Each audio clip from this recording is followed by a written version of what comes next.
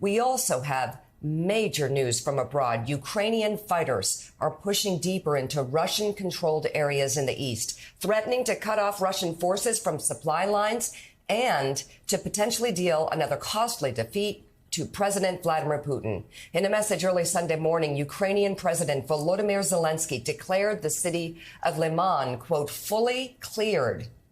This is incredibly important. It's positioned in the Donetsk region. Liman, along with the neighboring Luhansk, makes up the industrial heartland of eastern Ukraine.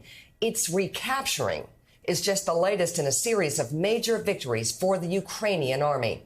Last month, Ukrainian troops made massive gains in the country's northeast, reclaiming virtually all the territory Russian forces had captured since the war began. That comes just after Vladimir Putin announced Russia's illegal annexation of the Ukrainian regions of Zaporizhia, Kherson, Donetsk, and Luhansk. Putin repeatedly claimed that Ukraine's illegally annexed regions had voted to rejoin Russia during referendums, which saw results nearly 100% in favor of the Kremlin.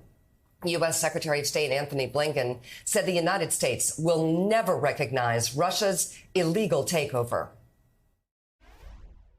The entire process around these sham referenda was a complete farce. The United States does not and will never recognize any of the Kremlin's claims to sovereignty over parts of Ukraine that it seized by force and now purports to incorporate into Russia. And this was the scene out of Russia on Friday following Putin's signing off the official annexations.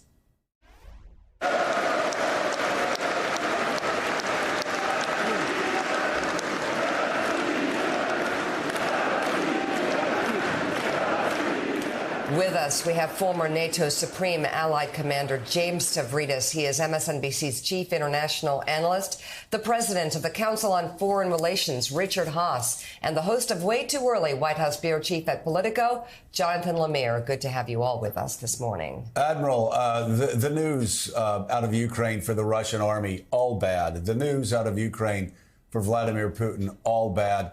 There seems to be a quickening of Russian troops falling back, giving up. What can you tell us about where you've seen the events of the last 5, 6, 7 days? Put it in perspective for us. Yeah, if you think about the war, Joe, as kind of a series of phases, phase one, this attempt failed by Putin to take the whole country. Phase two was kind of grinding warfare along the line of demarcation. We're now in phase three, where the critical mass of all of these weapon systems joining the Ukrainians with their fighting spirit are really starting to tell. We saw over the last 4 weeks some pretty striking uptick in takeovers by the Ukrainians. They're showing some great video of that right now. I think, however, the bad news is, as the fall moves on here and as Russia compresses into a smaller area, it's going to get harder to simply repeat those gains. Bottom line, it's been a very good month for the Ukrainians, and this takeover of the city you're highlighting, and I'll conclude here, Lyman, is a place that is a railhead, a logistic head, and is part of controlling the flow of goods, troops in and out of Donetsk, Luhansk, ultimately the key to Crimea. It's been a good month for the Ukrainians. This is a time for us to keep our foot on the gas pedal and keep supporting them. And Richard Haass, the Admiral told us about a month ago, winter is coming. It's significant for the Russians or the Ukrainians to make gains before winter sets in.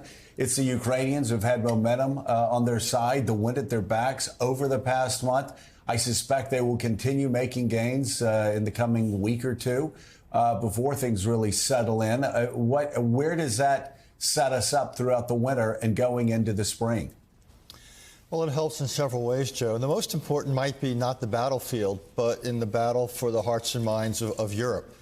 It makes it very hard now for European governments to essentially say we should back off helping Ukraine. They have no chance of winning. Guess what? They're doing okay. So even though energy prices will go up, it'll get cold in parts of Europe this winter, the economies there are contracting. I think this provides a backdrop where it makes it more likely that Europe stays the course with the United States partnering with Ukraine. And then secondly, I think the pressure on Vladimir Putin grows. He's opened up an enormous gap between his goals on one hand and his capabilities on the other. And that always spells trouble in any foreign policy. And again, the criticism of him is coming now from both sides. You see people on the left voting with their feet, or however you want to describe them, normal Russians not wanting to become cannon fodder. And you've got people on the right, these bloggers who are increasingly now openly criticizing the conduct of the war.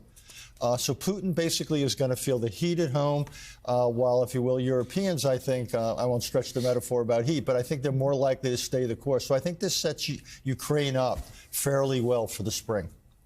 Well, I'll tell you what, it is remarkable, the success that the Ukrainians have had. I mean, almost as remarkable as the Giants being 3-1 right now, Mika, but we'll talk to Richard about that. We can talk about all of that later. There's a lot of different issues with that sport. But no, it's incredible what the Ukrainians have been able to do. And over the course of many, many months, as this gets longer and more difficult.